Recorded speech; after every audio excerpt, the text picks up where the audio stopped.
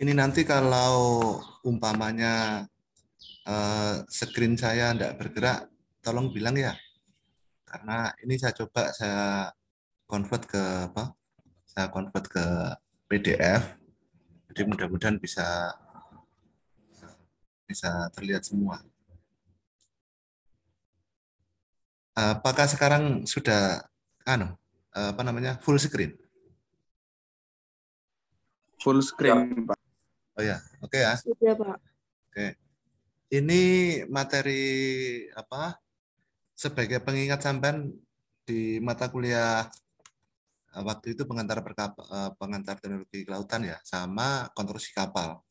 Bahwa yang pertama kali kita harus pahami setelah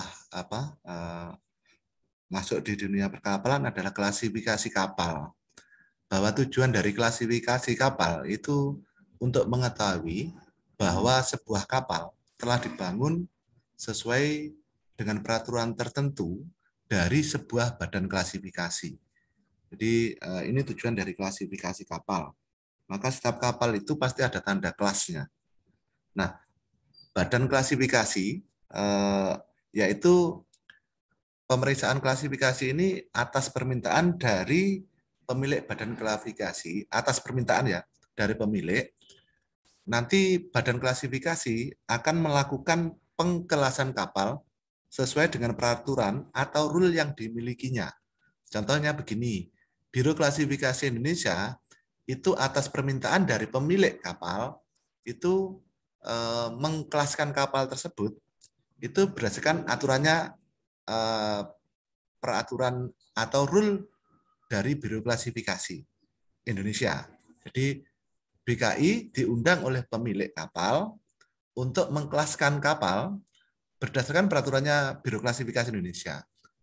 Bukan dari peraturan Biro Klasifikasi lain atau negara lain ya. Kedua, badan klasifikasi tersebut, contoh Biro Klasifikasi Indonesia, bertindak secara independen. Jadi dia bertindak secara independen itu di antara pemilik kapal dan perusahaan asuransi. Jadi hasil dari pemeriksaan klasifikasi itu nanti akan dapat dipakai kapal itu untuk mendapatkan asuransi, baik pada saat pembangunannya maupun ketika kapal sudah beroperasi. Kemudian kapal diklasifikasikan berdasarkan tanda kelas dan notasi. Masih ingat di mata kuliah konstruksi kapal ya, tanda kelas dan notasi dari kapal ya. Atau yang pertama adalah kelas karakter. Nih, yang A100, masih ingat ya A100.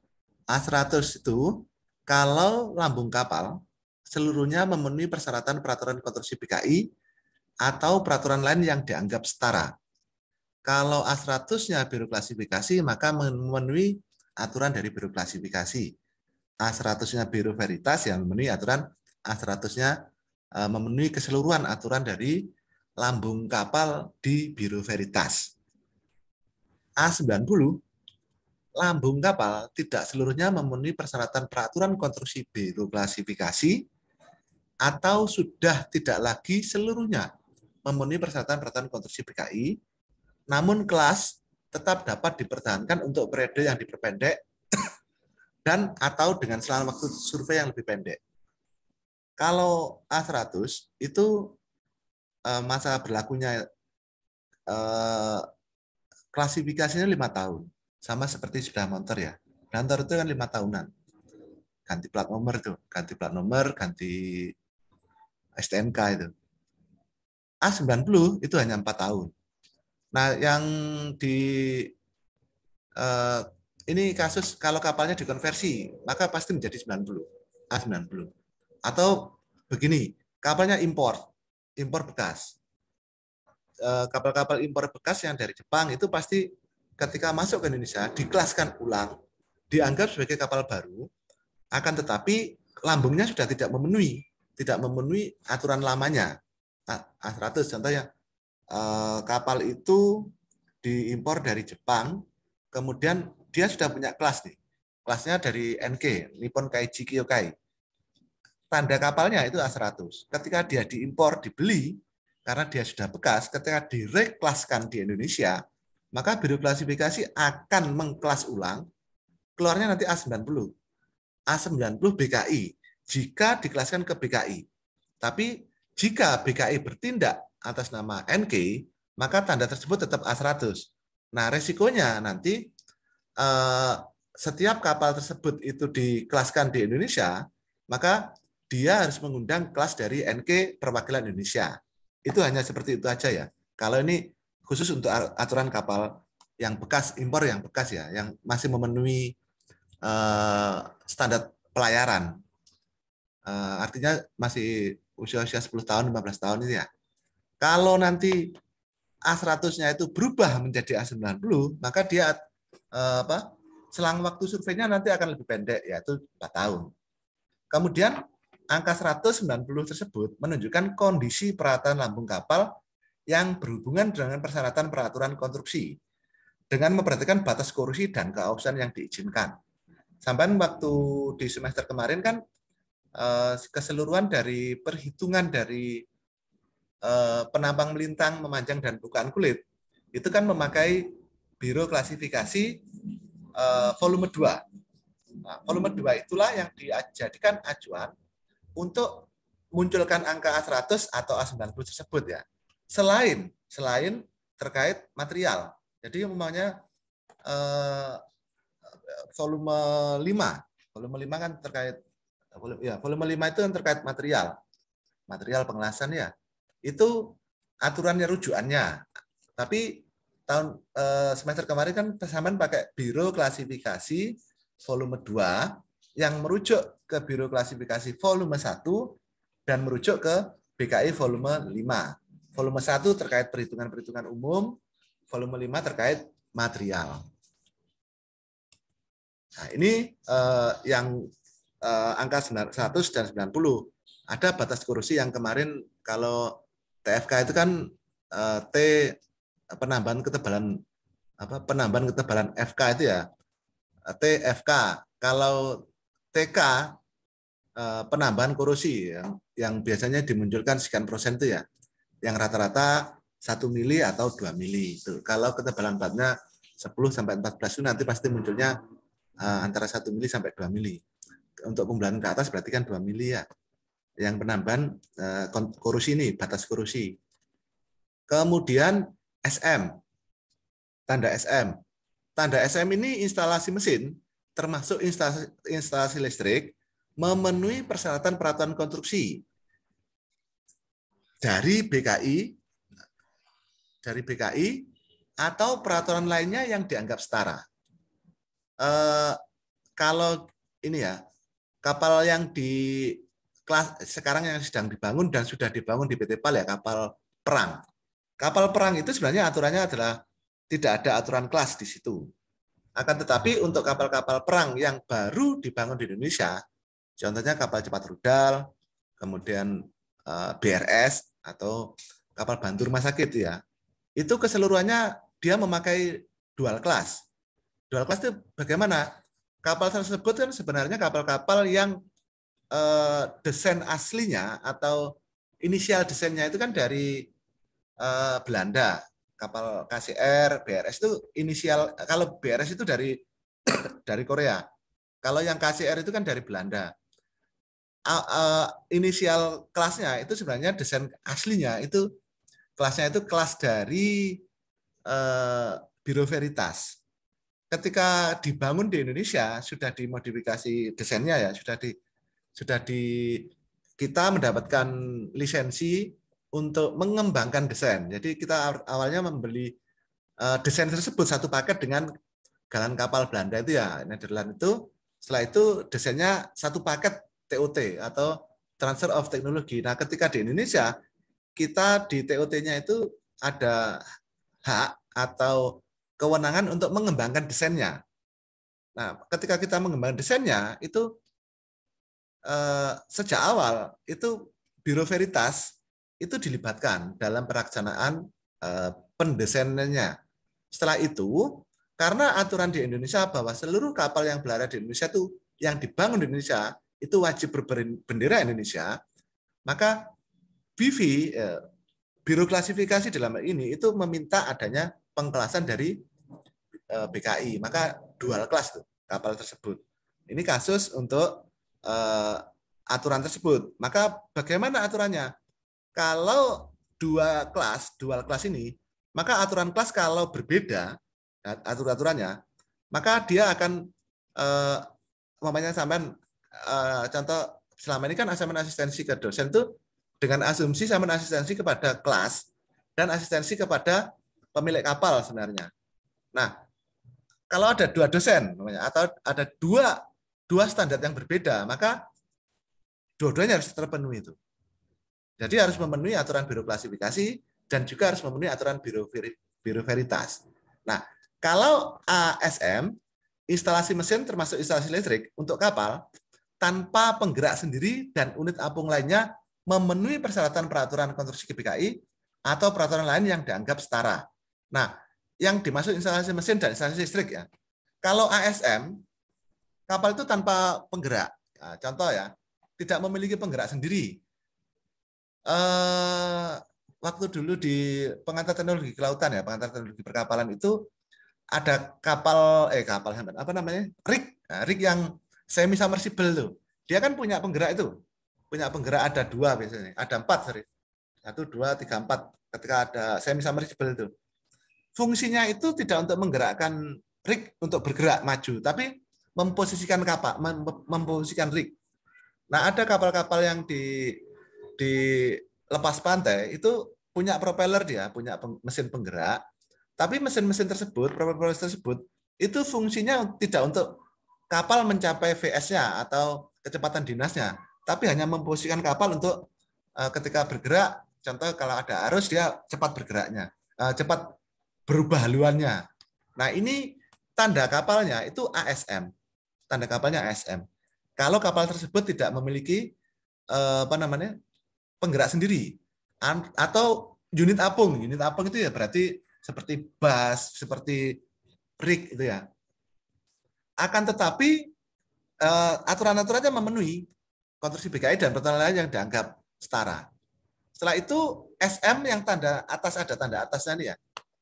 Instalasi mesin termasuk instalasi listrik tidak seluruhnya memenuhi persyaratan peraturan konstruksi BKI, akan tapi fungsi keselamatan dan kelayaklautannya terpenuhi dengan pertimbangan daerah pelayaran.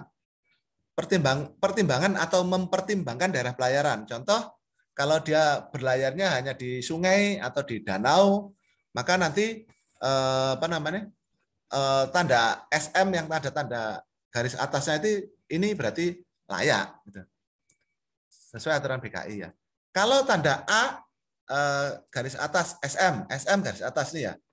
Instalasi mesin termasuk instalasi listrik untuk kapal tanpa penggerak sendiri dan unit apung lainnya tidak seluruhnya memenuhi persyaratan peraturan konstruksi BKI, akan tetapi fungsi keselamatan dan kelayaklautannya terpenuhi. Ini contoh-contoh ya, contoh-contoh umpama kalau di konstruksi itu yang tidak 100% memenuhi, maka akan muncul A90. Contoh, harusnya ada senta sisi, akan tetapi senta sisinya tersebut yang seharusnya di desainnya itu berbunyi senta sisi dari H diganti menjadi L, atau material konstruksi senta tersebut yang seharusnya AH36 atau high tensile grade A, high tensile 36.000, akan tetapi turun ya, maka dianggap tidak memenuhi, maka nanti ketemunya A90. Nah, ini sama ya. Contoh, mesinnya, gensetnya itu seharusnya memakai genset ini di desain, akan tapi di lapangan tidak ada. Di pasaran kemungkinan salah perencanaan atau pihak desainer atau pihak pembeli purchasing dari galangan tersebut itu tidak bisa mendapatkan mesin tersebut, maka menjadi 2 atau 3 genset, 2 atau 3 genset, atau gensetnya itu ternyata genset yang ada dengan setara tersebut akan tetapi bekas, maka dia nanti akan ketemu tanda ini ya, tanda SM garis atas. tanda SM garis atas. Ini contoh. Nah, untuk perlengkapan jangkar, windlass, jangkar dan lain-lain ya, berarti peralatan jangkar, rantai jangkar termasuk peralatan tambat ya. Untuk sandar dan berlabuh itu ya. Maka tanda kapalnya itu I ya. I yang dalam lingkaran ini. I tanda lingkaran. Kapal yang perlengkapan jangkarnya yaitu jangkar, rantai jangkar, dan mesin jangkar memenuhi persyaratan konstruksi PKI. Tanda 2 dalam lingkaran, kapal yang perlengkapan jangkarnya tidak sepenuhnya memenuhi persyaratan peraturan konstruksi PKI, akan tetapi fungsi keselamatan dan kelaikannya terpenuhi dengan mempertimbangkan daerah pelayaran. Ini contoh ya. Contohnya kalau untuk peralatan windlass itu agak rumit. Contoh umpamanya di gambarnya dia seharusnya berbunyi hidrolis karena tidak dapat, maka menjadi mekanik. Nah, itu apakah memenuhi akan tetapi tidak sesuai dengan rencana semula, maka tandanya nanti akan berubah. Atau begini, rantainya kalau di gambarnya itu panjangnya 100 meter atau 200 meter, akan tetapi kalau kanan kiri berarti kan 400 meter, akan tetapi ternyata koneksinya yang di akhir atau gantinya itu ternyata nggak memenuhi panjangnya atau tidak memenuhi aturan koneksi itu yang kili-kilinya itu ya, maka nanti akan berubah. Tandanya ada tanda 2I. Tapi apakah dia layak berlayar? Layak berlayar. Akan tetapi ada beberapa bagian yang tidak memenuhi persyaratan konstruksinya BKI atau persyaratan konstruksinya biro klasifikasi ya. Kalau kapalnya tanpa karakter, kapal itu kalau sama lihat tidak ada karakternya I maupun I2 dalam lingkaran gini, maka tidak punya apa-apa dia. Tidak punya peralatan jangkar, khususnya untuk tongkang yang tidak diberi awak, yang tidak ada awaknya. Jadi di atasnya tidak ada akomodasi, tidak ada akomodasinya.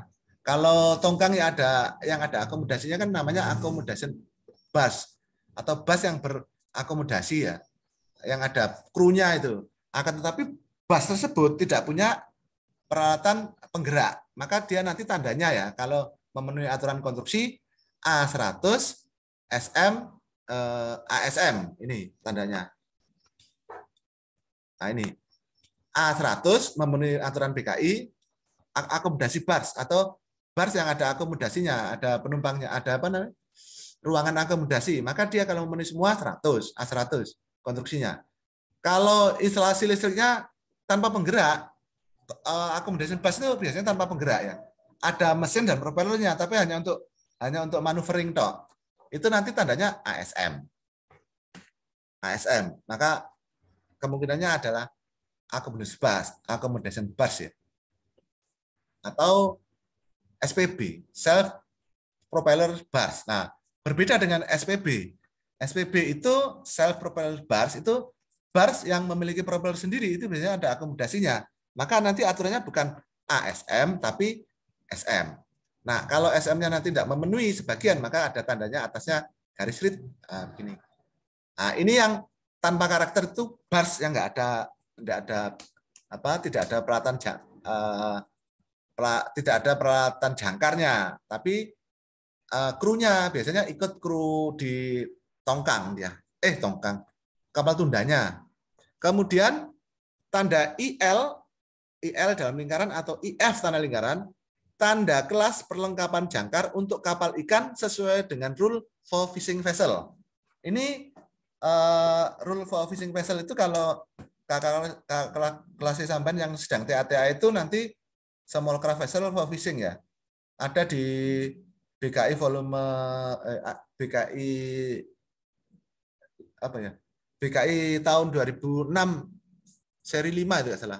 Ada beberapa ya untuk kapal kecil, yachts, fishing vessel itu yang untuk TATA itu TATA yang dipakai untuk pengujian material yang dari komposit itu ya. Fiber itu memakai rules for fishing vessel, biro klasifikasi juga ada. Kemudian kalau tanda aturannya I dalam kurung SP. Nah, ini F ini maksudnya fishing ya. ISP, perlengkapan jangkar untuk kapal khusus sesuai tabel 13.1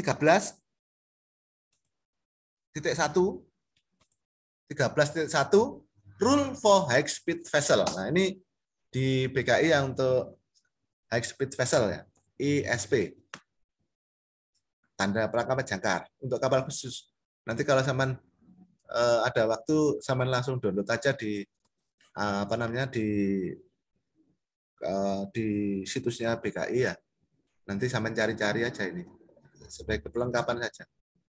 Kemudian survei pengawasan konstruksi untuk lambung, instalasi mesin dan perlengkapan jangkar telah dibangun, yang dibangun di bawah pengawasan BKI mengacu rule pada BKI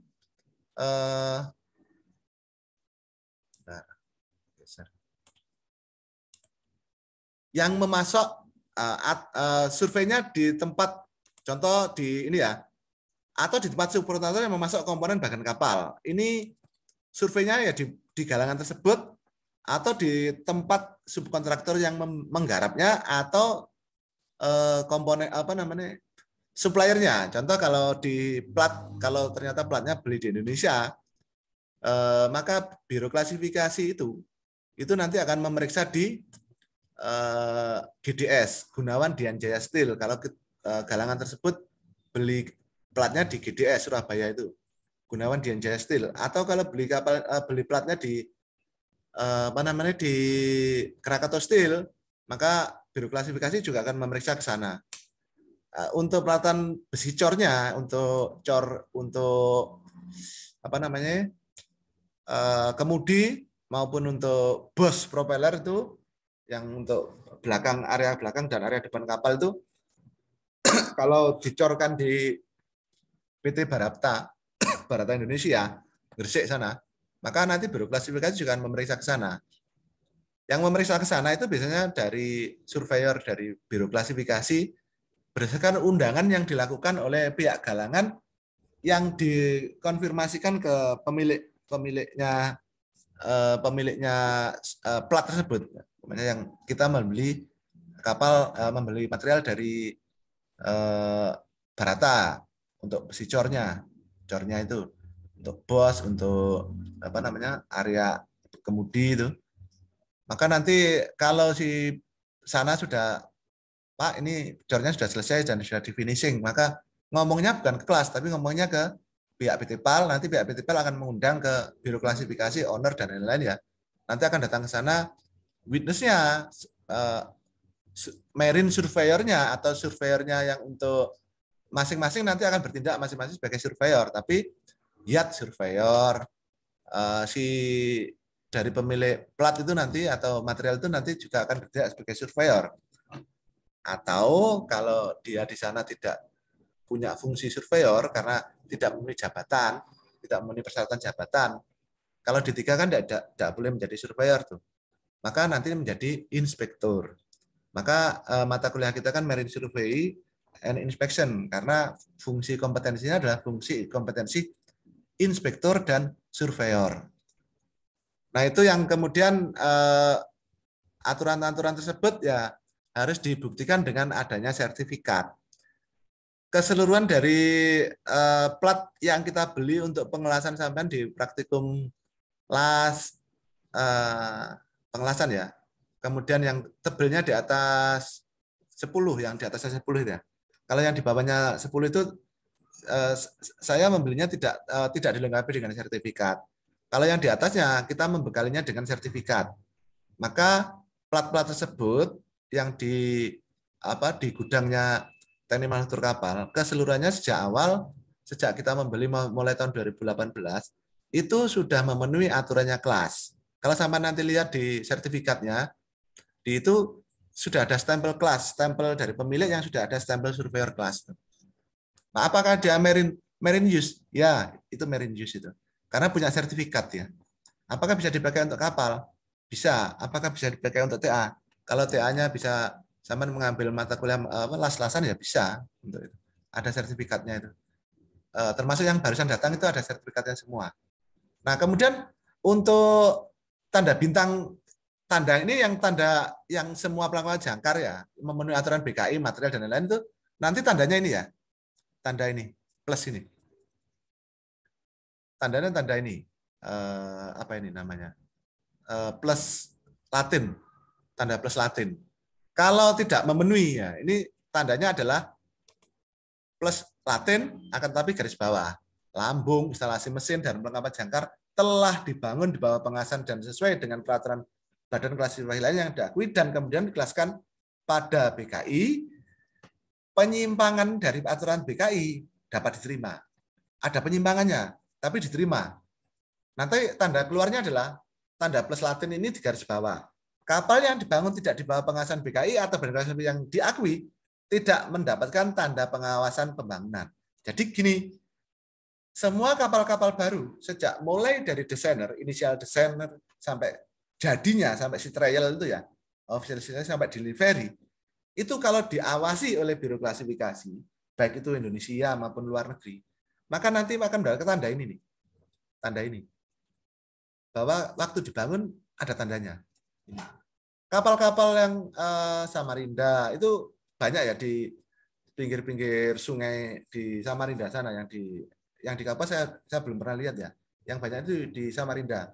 Itu banyak kapal ya, tunda-tunda itu. Kapal tunda-tunda itu. Dibangun banyak, maka ini setelah jadi dikelaskan gitu aja.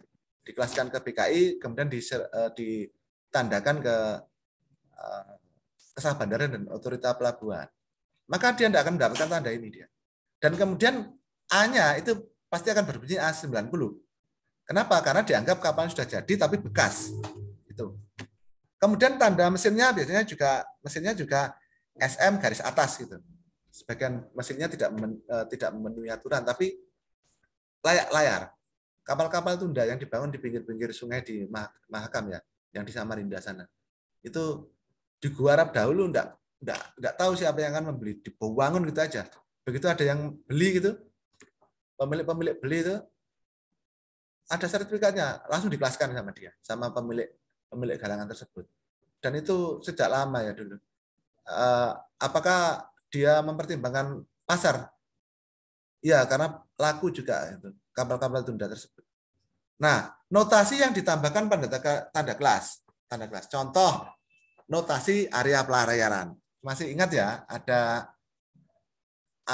area pelayaran itu untuk samudera tidak terbatas. Atau ya samudera tidak terbatas, Atlantik, Hindia, Indonesia itu ya, kemudian Pasifik. Kemudian tidak diberi tanda notasi daerah pelayaran, tidak ada tandai. Kalau kapal yang dibangun sesuai dengan peraturan konstruksi untuk daerah pelayaran yang dibatasi, akan diberi notasi daerah pelayaran terbatas yang ditambahkan pada tanda kelasnya. Nah, daftar notasi secara lengkap dapat dilihat pada rule volume 1 section 2 yang itu ada LP itu lah. Ya itu, ini P. Pelayaran samudera terbatas. Daerah pelayaran ini secara umum adalah pelayaran samudera terbatas dengan syarat jarak terdekat ke pelabuhan perlindungan dan jarak dari pantai tidak melebihi 200 mil laut atau pelayaran di perairan Asia Tenggara serta pelayaran di laut tertutup seperti Laut Tengah, Laut Hitam, Laut Karibia dan laut lain yang dianggap sama atau yang sama kondisinya. Dia itu lautan lepas sebenarnya, Laut Hitam, lain-lain itu ya. Karakternya juga karakternya ganas, tapi dia tertutup tertutup oleh dua benua ya, benua Asia dan benua Eropa itu.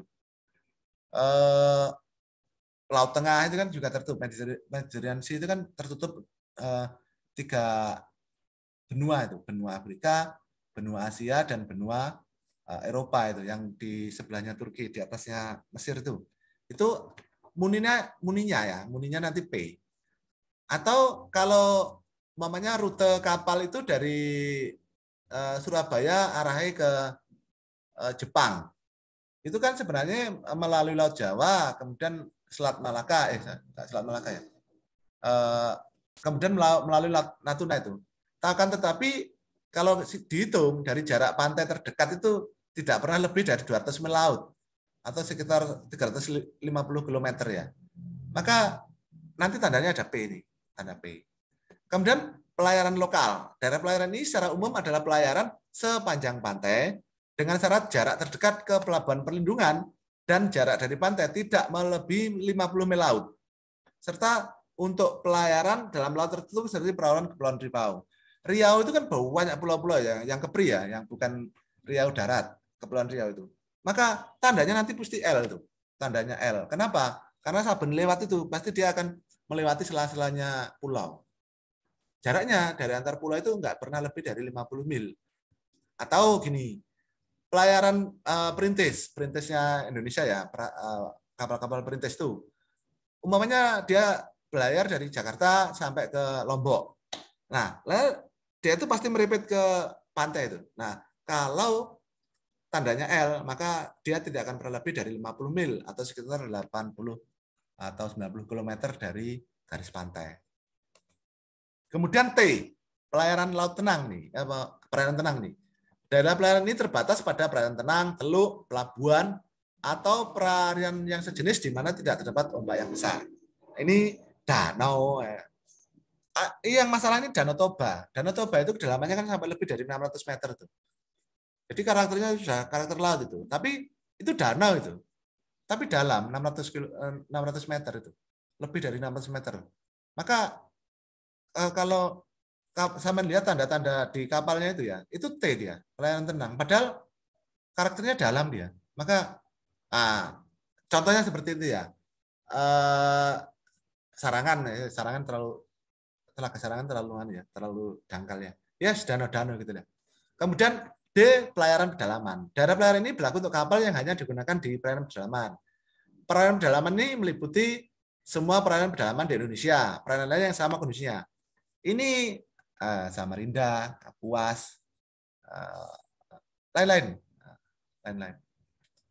Kalau yang di T ini pelayaran laut tenang ya. Laut tenang ini terbatas, tidak ada ombak besarnya ya. Tidak ada ombak besar itu seperti di Raja Ampat. Yang ini ya T, perairan tenang. Kalau D ini yang sebenarnya untuk Danau Toba itu tandanya adalah D. Akan tetapi seharusnya untuk Danau Toba itu mengikuti aturannya, karena kalau dilihat di gelombangnya itu sudah si state-nya itu 3 itu. Ya, si state 3 dia. Itu Danau Toba ya. Danau Toba itu besar itu. Kalau kapal tenggelam tidak bisa diambil. Karena terlalu dalam. Jeru sekali. Tapi tandanya ada D. Tanda D. Sungai, itu termasuk dia. Nah, notasi untuk jenis kapal muatan kering. Ada container ship. Nah, ini nih. Container ship. Tandanya ini nanti ada berbunyi itu. Biasanya ada di ketika kita foto di depannya kapal Trisna Dwitya itu kan ada tanda di atas tuh. IMO number sekian, kemudian ada kode sekian-sekian itu. Nah, itu atau di bukan di lambung dia tandanya itu. Ya di depan itu, yang di depan kapal itu. Nggak ditutup sama cat ya. Ini container ship. Ada general cargo ship, ini harus ditulis nih. Tanker sekian-sekian sekian itu. Kemudian multiple cargo ship, ro-ro ship, car carrier, itu ada tanda semua ya. Nah, ini contoh penetapan tanda kelas secara lengkap pada sertifikat kelas, sertifikat klasifikasi ini. Untuk lambung ada tanda bintang, tanda plus Latin ini A100, I notasinya tanker. Nah, I yang tadi ya, peralatan jangkar tadi ya. Kemudian mesin. Untuk mesin ya, tanda mesin. Plus tanpa garis atas, garis bawah, SM, OT. Apa OT? Singkatan dari oil tanker. Kemudian survei klasifikasi ada beberapa ya, survei penerimaan kelas, survei pemberatan kelas yang nanti akan kita pelajari di pertemuan-pertemuan selanjutnya. Demikian yang bisa saya sampaikan untuk materi pertama dari pertemuan kita. Sebagai pengingat bahwa materi ini ngeling juga ke pengangkatan dari perkapalan, kemudian mata kuliah di inspeksi las, dan mata kuliah di khususnya di konstruksi kapal ya, termasuk gambar-gambar itu. Jika ada pertanyaan, saya persilakan, waktunya tinggal 1 menit. Kalau tidak ada, saya cukupkan sekian. Terima kasih atas pertanyaannya. Assalamualaikum warahmatullahi wabarakatuh. Waalaikumsalam warahmatullahi wabarakatuh. Terima kasih, Bapak. Terima kasih, Bapak. Neng